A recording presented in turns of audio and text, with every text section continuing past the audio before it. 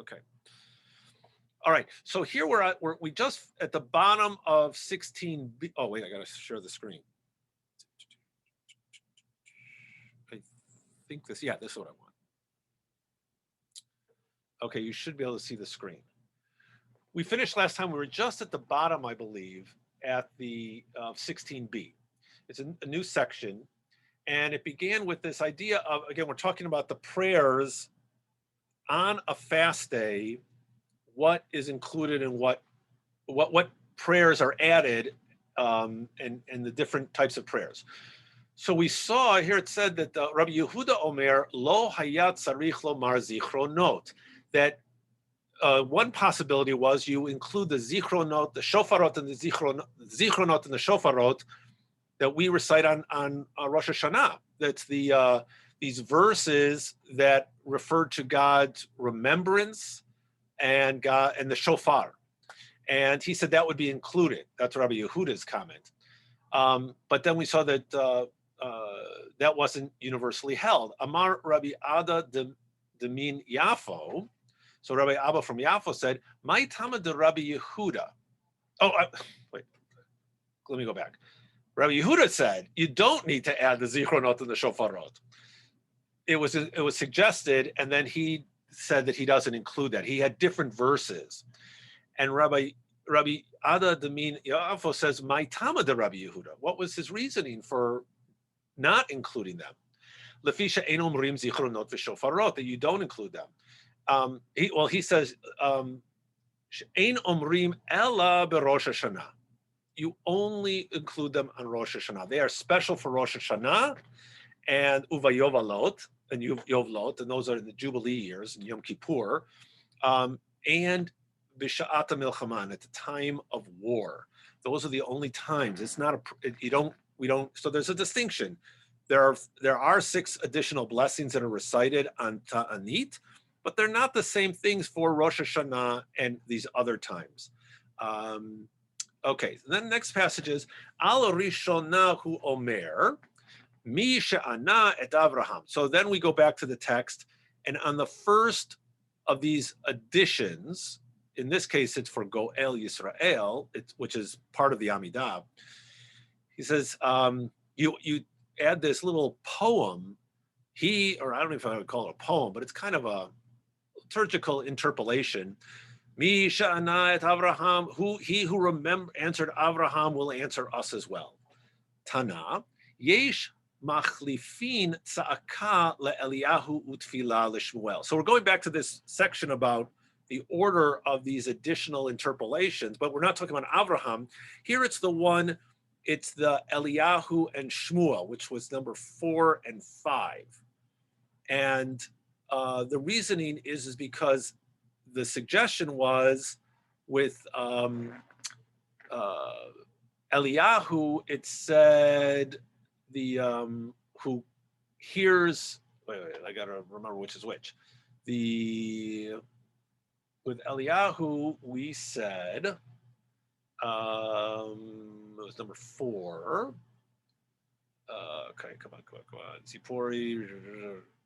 I think it goes on from here to tell you in the next paragraph. Okay, good. Because one of the things, I didn't have time to review this real quick before this last thing at the Federation. Okay, so with Elijah, it said, who Eliyahu utfila leShmuel. So in the case of Shmuel, there are verses referring to Shmuel in which Shmuel prays to God on behalf of Israel, and Shmuel cries out to God on behalf of Israel. And so basically you can use either term, Shomea Tfilah or Shomea Tza'aka, regarding Shmuel, because he has verses in which both of those things occur. Elegabe Eliyahu Tfilah Kativ, Tza'aka Lo Kativ. But in the case of Eliyahu, where originally they mentioned that the Chatima, the conclusion of the section referencing Eliyahu, said, Matzah,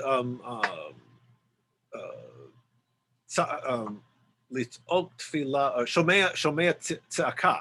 God hears the cry. But they said, but regarding Eliyahu, no, prayer is written. Although prayer is written, tefillah is kativ. So in the Chatima, when we mention Eliyahu up above, it said Shomea tefillah. Baruch atah Hashem Shomea tefillah. But it doesn't say kati. It doesn't say tzaka, which Eliyahu and said, Lord, the God of Abraham, Isaac, and Israel. That's a prayer. But crying wasn't written. Where does it say that he cries out? And that you've got that in the Chatima, that it says Shomea tzaka. Really, shouldn't it be reversed? Shouldn't, with Shmuel, it makes sense to say Shomea tzaka. He hears our cry, because there's a verse regarding Shmuel in which he cries out on behalf of Israel. And switch it in for Eliyahu, it should be Shomea tefillah. God hears our prayer, because Eliyahu does. We do have a section where Eliyahu prays on behalf of Israel. But they say, no, it still works, because there is, at the same time, when he prayed on behalf of Israel, he also says, Aneni Adonai Aneni. Answer me, O Lord, answer me. And that's considered to be an expression of tzaka. So it works either one. You can have the Chatima of either Shmuel or Eliyahu with the God hearing cries or God hearing prayer. So this struck me as interesting because that those verses for Eliyahu were in this week's Haftarah. And that's when he asked God to end the 3 years of drought, which he had asked God to produce in the first place, I think. Oh, wait. That must have been in the regular Haftarah. Is that the regular Haftarah? Yeah. Okay. Yeah. Yeah, because this week was Parah. But Okay. So it was appropriate, very appropriate that we had that. So I'm sorry, what was but Eliyahu seems to have brought on the drought, so that's yeah. Or asked for it, and then after 3 years, right, said, okay, end it. Well, it's like in Isaiah's commission, God said, Isaiah is one of the few prophets who's excited to be a prophet. All the other prophets are like, please don't choose me. But Isaiah says, oh yes, I'll go forward as your messenger. And then God says, okay, well, here's your job. Make sure they don't repent. Make sure the people don't change, because I want to punish them very badly. And Isaiah's response is, well, how long are you going to do this? So sometimes there's there's a need to punish, but then the prophet is also the defender of Israel. And at some point they're like, okay, God, I think we've done enough here. And it's time to relent. Now they have the next section is also a question about the ordering of the language of the Chatimot, the conclusions. Because in the 6th section, which is actually the 5th additional blessing, it speaks of Jonah, and the conclusion, I forgot the conclusions already, but on the 7th one, the last one, the 6th edition, it mentions David and Shlomo. But the David and Shlomo, so the question is, Michdi Yona Batar David uShlomo Hava. Up until now, they've all gone chronologically. We've had them in chronological order. Abraham is the first, and then following. But Jonah comes after David and Solomon were kings. So why did we switch the order here? And the my taima makdim le beresha. Why they switch the order? And mishum deva'e lemichatam. It's because they wanted to link up the appropriate linguistic ending to the prayer. The prayer that ends with David and Solomon was Mirachem al Haaretz. Baruch atah Hashem Mirachem al Haaretz. God has mercy, compassion for the land of Israel.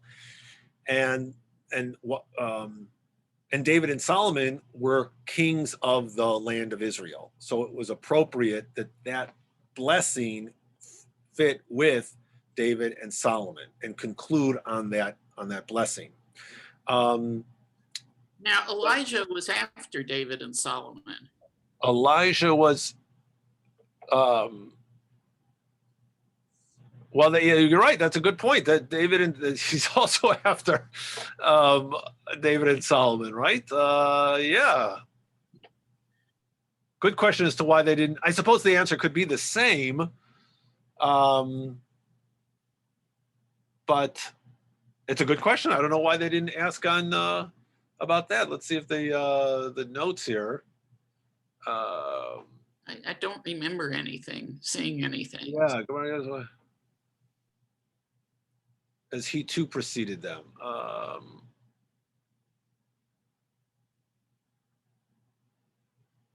Oh, here what it says. The Yerushalmi deals with that question. It is indeed raised with regard to Elijah and a similar with Elijah. Thank you. I had somehow skipped over. Yeah. So the Gemara equally could have asked why Elijah's with. So very good catch. And a similar answer is given. So they give the same answer to the two of them. So the answer would be the same, but it's a good point. Elijah also is post David and Solomon. But again, it just emphasizes again the important. They wanted to end on this request for compassion for the land of Israel, and David and Solomon are the best ones to represent that. And then we have a different possible ending. Tana mishum sumachos amru baruch mashpil haramim. It was taught in the name of Sumchos that they said he concludes the final blessing with "Blessed are you who humbles the exalted." I think did they have a comment here about? Yeah. Here they had a comment here about David and Solomon regarding that. That because that was their fall, right? That was what brought them down. Solomon, according to Chronicles as well as the rabbinic tradition, is he fell into idol worship in his old age because he was married to so many. He made so many political connections with through his marriages. He was married to so many women, and they were all politically oriented, and they were all from idol worshiping nations, that he fell into it himself. And that, and we know David also had his problems. So it's interesting that Sumchos, in relation, even though on David and Solomon, that we know that, the prayer was, may you answer us as you answered David and Solomon, but his concluding prayer was, who humbles the exalted, reminding us that they had their own problems, and yet I suppose we could argue God still responded to their needs, to their request for help, and it reminds us that we should be careful. Okay, we keep going here. Shalosh taninot rishonot anshe mishmar mitanin velo mashlimin. So this was the next part of the Mishnah where it said that during the first three fasts, the members of the priestly watch, again, this was the mishmar. These were the people who had this 2-week duty from wherever they were living in the country. They would have their 2-week responsibilities. They were not necessarily on duty on that day, but they did have jobs while they were in Jerusalem at the temple. And the Mishnah told us that they do fast, but they don't finish it. They fast for part of the day because they are working. Now he translates the Beit Avot as patrilineal family, which I mentioned last week. According to Art Scroll, the Beit Avot were the guys who did the work that day. It was their day to do the offerings. The Mishmar was the group of all of them who are serving in the temple doing other things. But the people who are bringing the offerings are the Beit Avot. Now, this was written after the temple had been destroyed. Right. So what were the priests? Did the priests still have official duties then? We'll get to that in a moment. We'll get to, Okay. no, this is really all memory. This Okay. is thinking forward. The time is going to come that temple is going to be back, so we better know what we did in the past. But we'll get to that in a moment, that question. Tanu Rabbanan, mipnei ma amru anshe mishmar mutarin lishtot yayin balaylot aval lo bayamim. What's the reason that this is from a Baraita? What was the reason that these men who are on duty, but they're not doing the offerings? I don't know what other jobs they might be doing. Maybe it might be cleaning jobs. It might be taking preparing, or what am I looking for? You prepare the sacrifices that were just made to be eaten. That might be some of the work that they have to do. But they could drink. They were permitted to drink wine at night when they were off duty, basically, but not during the days. Shema tichbad avodah al anshe veit ha'av v'yavo v'yisayu lahem. Well, they still had to be on duty to some extent because the Beit Av, again, the people who were doing the sacrifices, the actual offerings that day, those rituals, maybe they need more help. Maybe there's, for some reason, maybe some of them couldn't do it that day. They got to be able to step in. They got to be the relief pitchers and come in. And if they're drinking during the day, they may not be focused. One of the interesting things about the offerings, there's a whole tractate, the whole section on offerings that the priest making the sacrifice has to be focused, and the intention has to be directed to that sacrifice for the reason, for the time that he's doing it. He's got to have all these things in his head, and if he doesn't, the sacrifice is wasted, which is really fascinating because a lot of that stuff is in the priest's head. How would anybody know if he was thinking about eating lunch later in the afternoon when he was supposed to be thinking about what he's doing? And nevertheless, the intention is everything when the priest was making the offering. So again, if you were drinking during the day, that would be problematic. The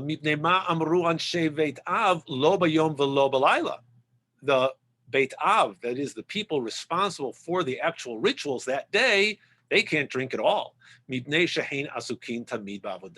they're engaged with that ritual. Mikan amru, kol kohen shemakir mishmarto. Here's the answer to your question, Nancy. Kol kohen shemakir mishmarto umishmeret Beit Av shalo v'yodea shebate avotav kvuin sham asur lishtot yayin kol oto hayom.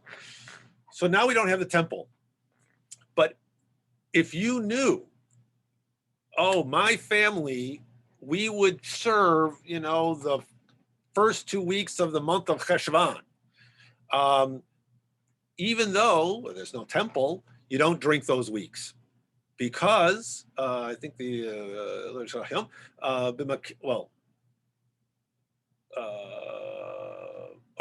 don't drink those weeks because maybe tomorrow the Messiah shows up and the temple's rebuilt and you've got to be on duty right away. So don't mess around as long as you know it. But here we come to even a stricter rule.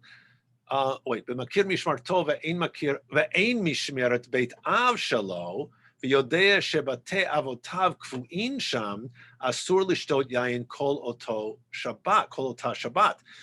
So in the first one, you wouldn't drink on the day that you knew that your family might have served in the actual rituals. If you knew your weeks when your family would serve, that 2-week period, you wouldn't drink during that week.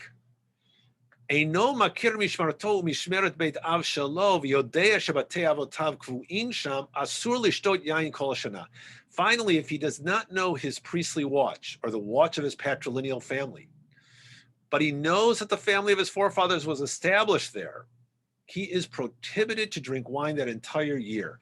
Like, you don't remember, you know that you're a priest, you know that you come from the priestly stock, but you do not have a memory of when your family would have served, what day, what weeks. You can't ever drink because You don't know if that temple's coming back and they say, oh, hey, well, it wouldn't be me because I'm not a Kohen, but if I was a Kohen, hey, Michael Cohen, you can't drink because you know what? By the way, now the temple's back, this is your week. Uh-oh, I was drinking. So very tough. I mean, if you knew that you were a priest, but you didn't have that memory, and you can imagine, right? This is this could be I don't know exactly when this teaching was developed, but when the Talmud was put together, I mean, this is what, 200 plus years after the temple was destroyed. How would that's a long time to keep that memory alive. So no priest can ever drink.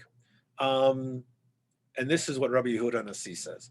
So Rabbi, who's the person who put the Mishnah together, Omer Ani, this is what I say, Asur lishtot yain leolam. No priest should ever drink because the temple comes back, you got to be prepared. Aval ma e'eseh shetakanato kalkalato. Now he translates it as his misfortune is his advantage, but I think I point out that in Art Scroll it was a better because the takana is the reparation and the kalkala was the weakness, is the misfortune. So the fix is his misfortune. That is, because the temple, it's so long since the temple has stood, and that we don't know when it's coming back. It's like an acknowledgement of reality on Rabbi Yehuda Nasi's part, even though he's the person who put the Mishnah together, and 33% of the Mishnah, actually even more if you took the size of the books, this huge portion of the Mishnah is focused on the temple service and purity laws, which are related to the temple.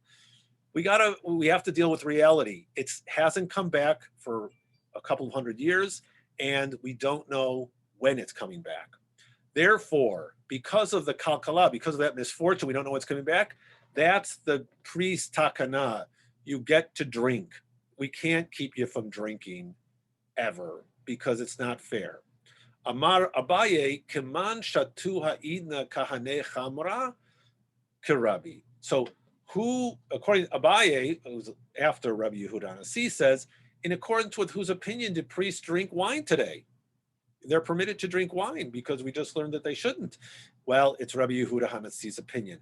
Now, what's interesting was the comment here, somewhere in the notes, mentioned that Abaye, who was of a priestly family, he himself chose never to drink wine because of that. So he had tremendous faith that at any moment the temple was coming back. Good for him. So he was a complete teetotaler due to that.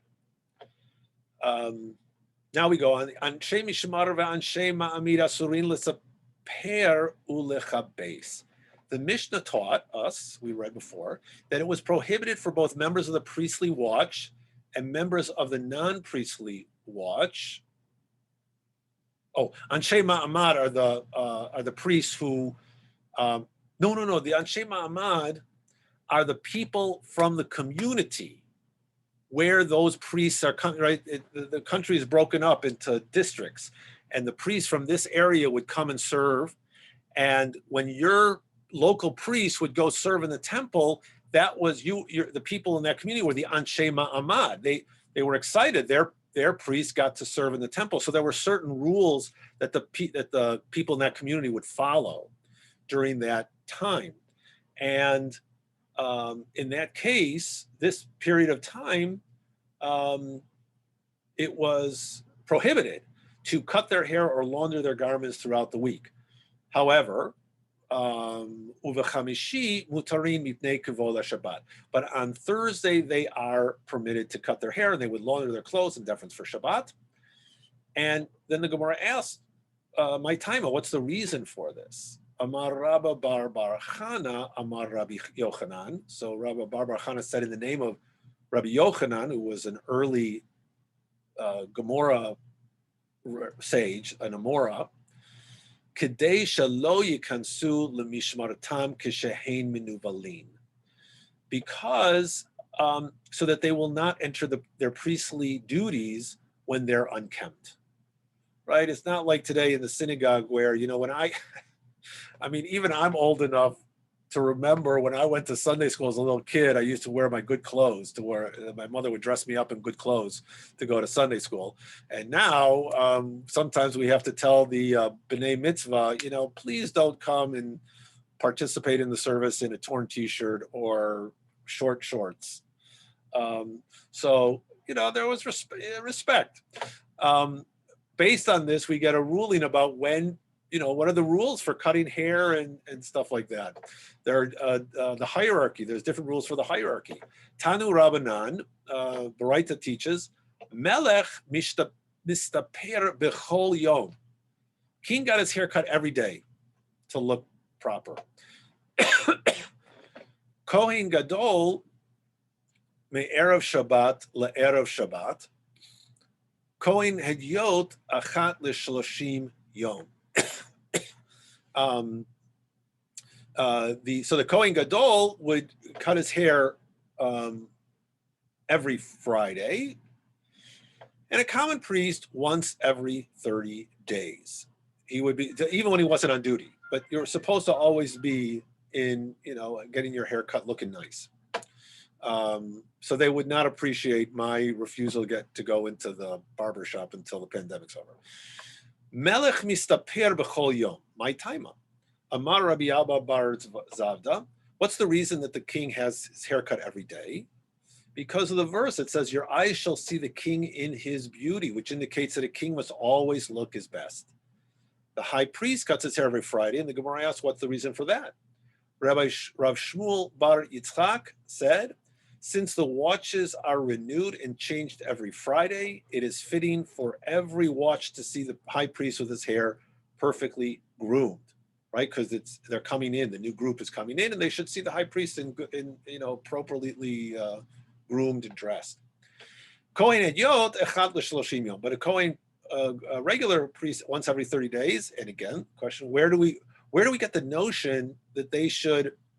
Why once every 30 days? And they do it through one of these verbal analogies. It's derived from the word pera. Pera is shown up in two contexts. Once in the case of a Nazirite, right? The Nazir is that person who, for, I guess, piety reasons, so it could be any individual, chooses to not shave their heads. They don't shave. The Nazir doesn't shave during this period, doesn't drink wine, and makes a vow not to come to protect themselves from coming into contact with ritual impurity. And the word para is found in the description of that. He shall be sacred, he shall let the locks of his hair grow long. Para means to grow wildly. In the case of the priest, at least in the book of Ezekiel, it says they shall not shave their heads nor suffer their locks to grow long. They shouldn't let it go wild. So they drew this analogy. In the case of the Nazir who isn't supposed to cut his hair, just a common Nazir, not a case of like, not Solomon, what's his name? Samson. Samson was an unusual Nazir. He never cut his hair. But an average Nazir period is 30 days. So in that case, he doesn't cut his hair for 30 days. In the case of the priests who were told should not allow their hair to grow too wild, so therefore also every 30 days he should cut his hair. So they derive it from this analogy. V'nazir gufei minalan, and the Nazirite himself, from where do we derive that he doesn't cut his hair for 30 days? Rav Matana said it's a principle that an unspecified Naziriteship lasts 30 days. The Gemara inquires, from where do we derive this principle? Once again, we have this connection with playing around with words. And the answer is, he shall be, let's see what the verse is in the Amar Krad, because the verse says, Yeh, in that verse where it talks about um, not letting his locks grow long, it says Yehieh, and Yehieh in Gematria is 30, right? You got Yud, and Yud is Yud and Yud is 10, that's 20, and Hey is 5, so two fives is another 10. So Yehieh is 30. So that's how they derived it. The regular period of Nazirut, common Nazirut, is 30 days.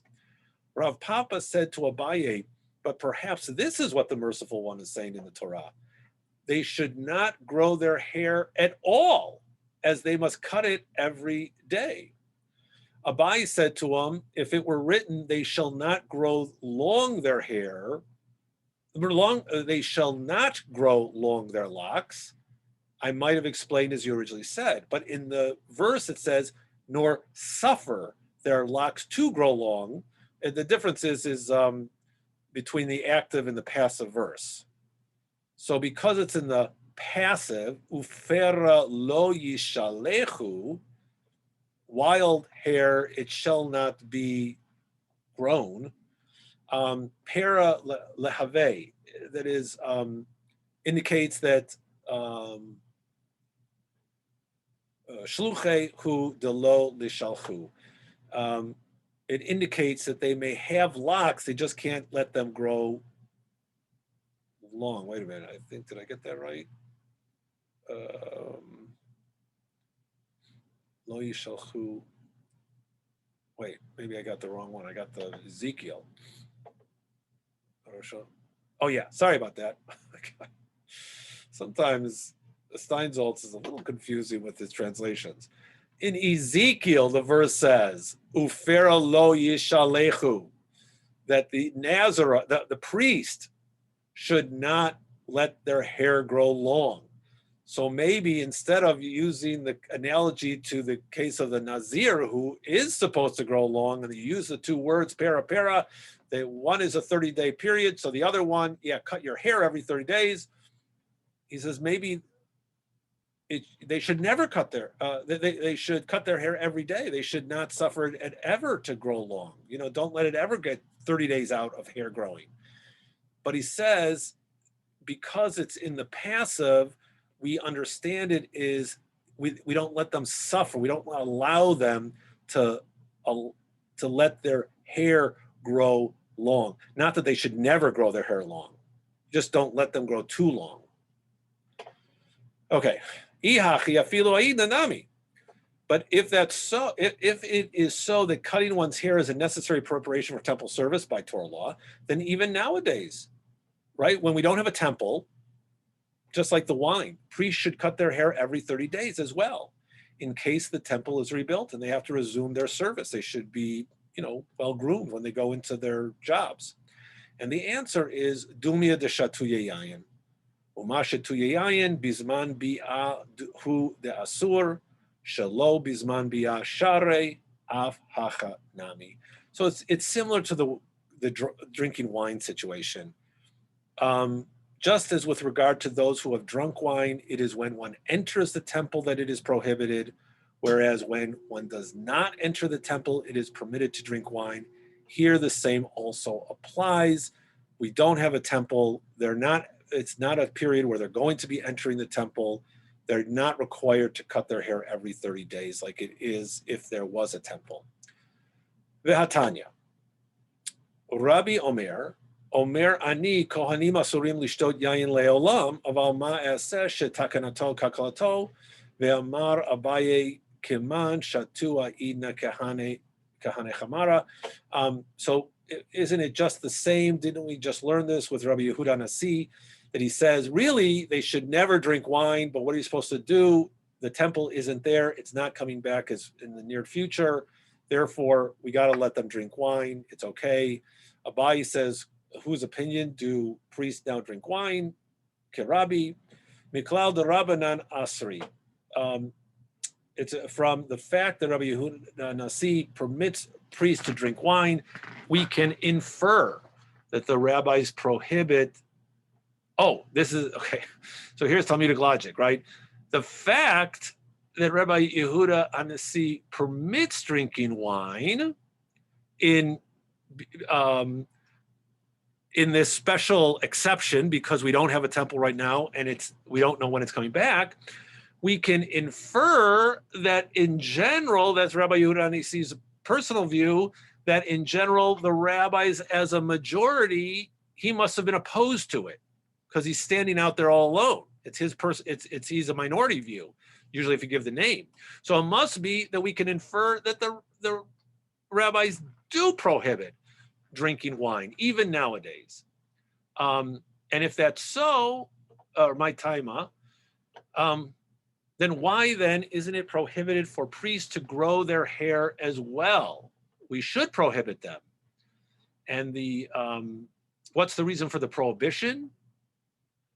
It is due to the hope that may the temple be speedily rebuilt, and we will require a priest who is fit for temple service, and that there will be none available, as they have all imbibed wine. The time that it will take effects for the wine to wear off, will delay the temple service considerably. Okay, so here's the distinction.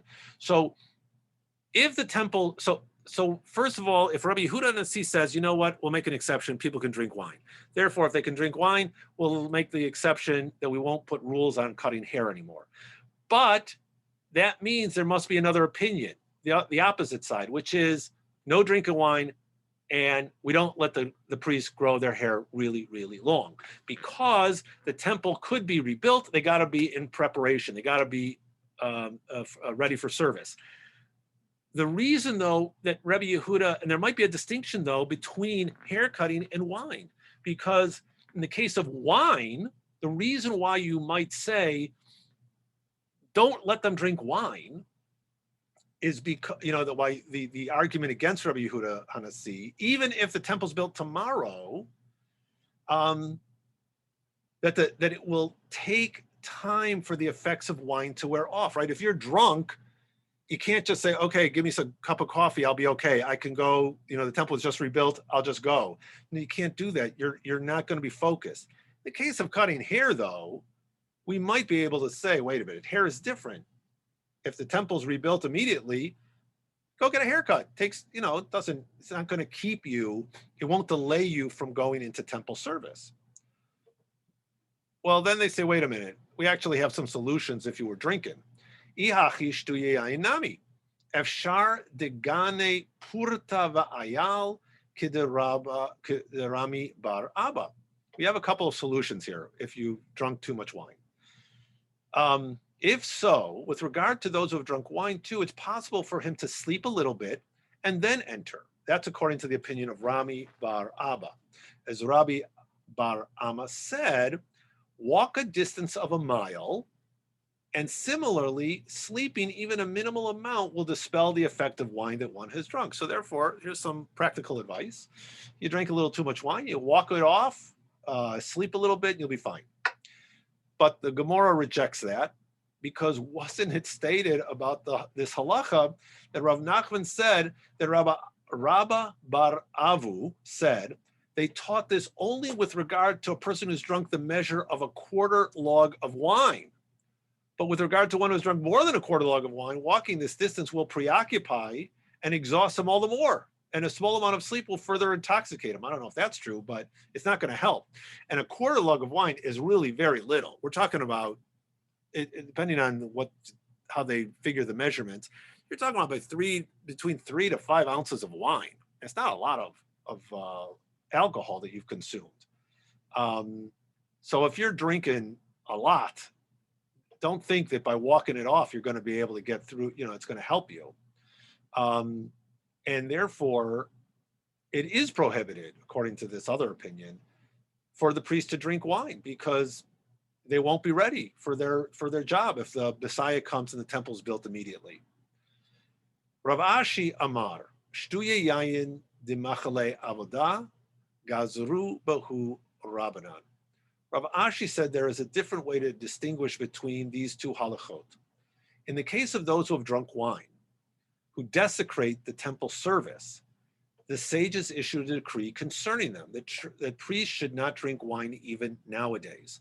Right? Again, it's really, you've got to be able to focus when you're in doing the temple rituals. And wine takes that focus away. So they made a special exception in the case of drinking wine because they really want you to be prepared. Prue rosh de lo machale avoda. But in the case of, even if you had long hair, it's not gonna, I mean, you might be a little bit unkempt, but it won't cause you to desecrate the temple service. You're not going to lose, you're not going to forget what offering you're making and whose offering it is, and whose account you're making the offering because your hair is a little long. So they didn't issue a decree concerning them. But now we have an objection to this view, Meitvei. The elu shehein b'mitah. This comes from a Baraita, which said, who is punishable by death at the hand of heaven? Shtuye yayin ufrue rosh. Priests who drink wine and priests who have long hair while they serve.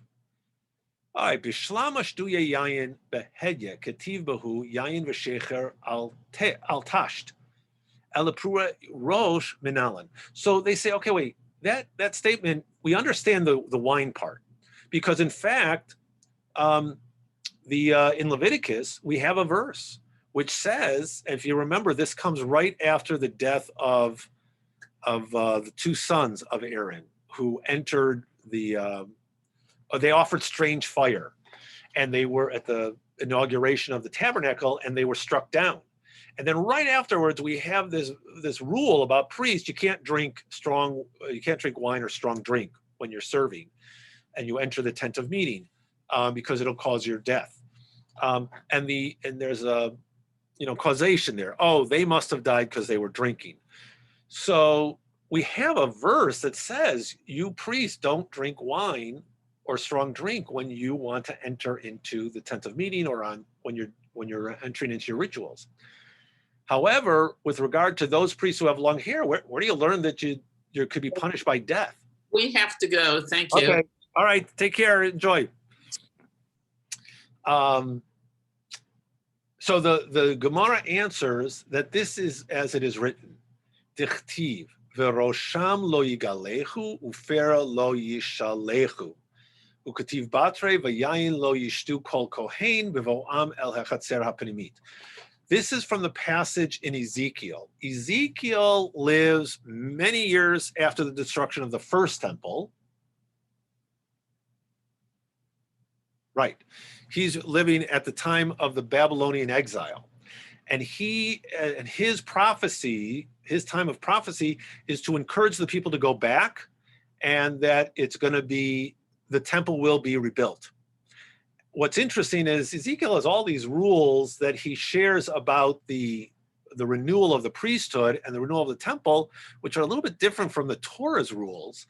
So there was some issues with Ezekiel's prophecies, but this is where they're learning it from. This is the verses. It's from Ezekiel. It says, neither shall they shave their heads. So the priests can't shave their heads, nor suffer their locks to grow long. We just saw that quotation.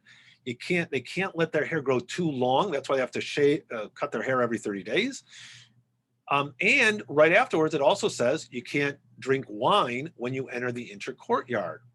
So therefore, by putting these two verses together, the understanding is that just as you don't drink wine because it could cause your death, we learn you shouldn't let your hair grow long. It could cause your death. That's where the Baraita is getting this idea. In this manner, the prohibition concerning those who have long hair is juxtaposed with the prohibition concerning those who have drunk wine, to teach the following rule. Just as those who have drunk wine and perform the temple service are subject to death, so too are those who have long hair are punishable by death. And the Gemara raises a difficulty. Umina ma shtuye yayin de machale avoda af prue rosh de machale avoda.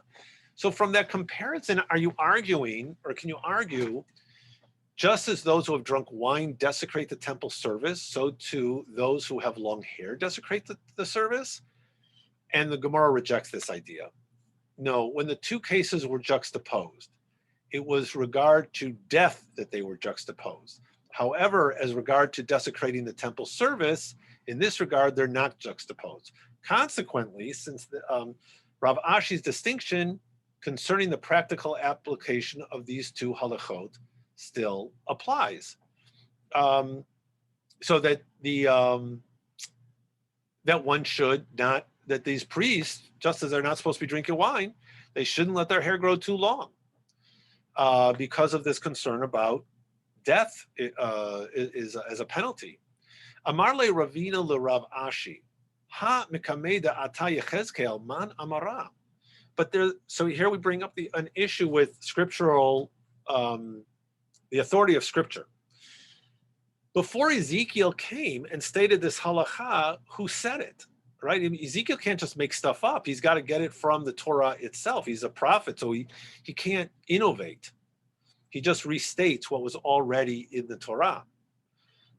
This prohibition, which is not mentioned in the Torah, could not have been innovated by Ezekiel, as prophets may not enact new halachot. So Rav Ashi said to him, and according to your reasoning, there's a similar difficulty with that which Rav Chisda said. This matter that an uncircumcised priest may not serve in the temple, we did not learn it from Torah of Moses, but we learned it from the text of tradition. Gemiri, Kol ben nechar arel ve'arel basar lo yevo al mikdash, ha mikamei da'ata Yechezkel man amara. So, wait, here it is. Medivrei Kabbalah lamanu.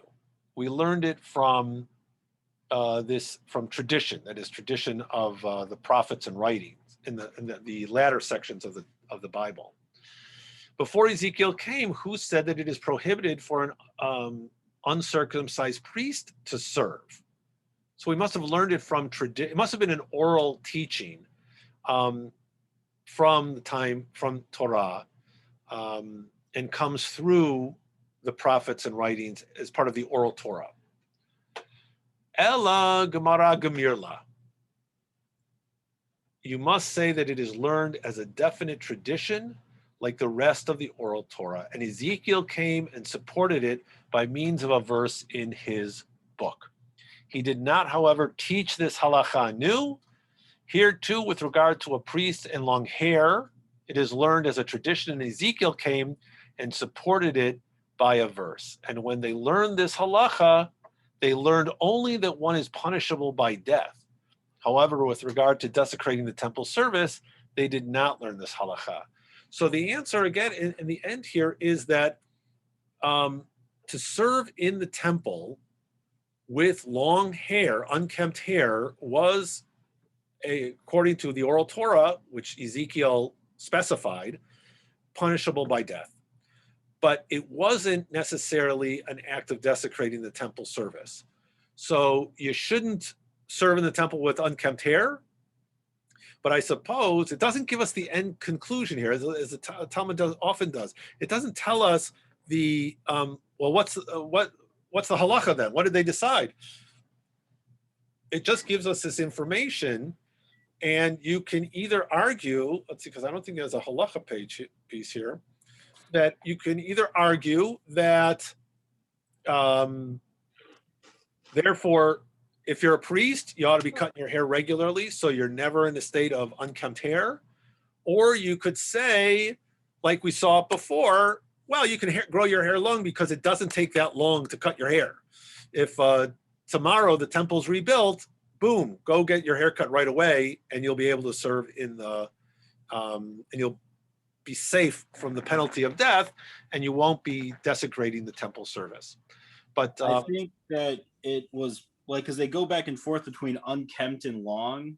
Yeah. I think maybe at the time there's this notion of there's no way to make your hair neat without cutting it. And I think maybe there's a bit of forethought to, well, in the future, somebody with long hair, as a person who once had very long hair, you can make it not disheveled looking. I mean, right now it's, it would be, but you can brush it and use product and stuff like that so that it can be nice and neat and not, oh, look at that dirty hippie over there or something like that. So I think maybe there's sort of this notion of, well, length, because there, otherwise with all other manner of things, when they say long, there's a length requirement. If you get a haircut, but your hair is already like say a buzz cut that's really short, in 30 days, it's not going to be that much longer, so there's this notion of, we'll just keep it, don't let it grow longer than what it's already, you had said, like earlier, they mentioned, well, don't let it get longer than it already is. So I think maybe there's no sort of conclusion because it's kind of well, in the future, even somebody with long hair can make it look nice. Oh, that's right. Yeah, no, that's true. And the way that he's translating it is also an issue. You keep saying, "Do not nor suffer their locks to grow long." Fera really means, and we saw it in this week's Torah portion. Remember, Moses comes down and he sees the people acting wildly. Farua, they were acting wildly in a anarchic fashion because Aaron had let things get out of hand. Fra'o, he let them get out of hand, and so the term para really means is better unkempt or wild. And so you're right. Yeah. So if you had nicely cut long hair, if you were keeping it appropriately kempt, probably isn't the length that's the issue. It's the, how is it wild? And maybe there's yeah, you're right. In today's world, we've got barbers who will make your hair, no matter how long it is, they can make it look very nice. In the ancient world, where they maybe not have had all the tools and the hair conditioners, I'm assuming that long hair and wild hair was probably comparable. All right, well, we'll finish here, and we'll get next week. We're just about to enter page 18, 18A. I have to, there's a lot.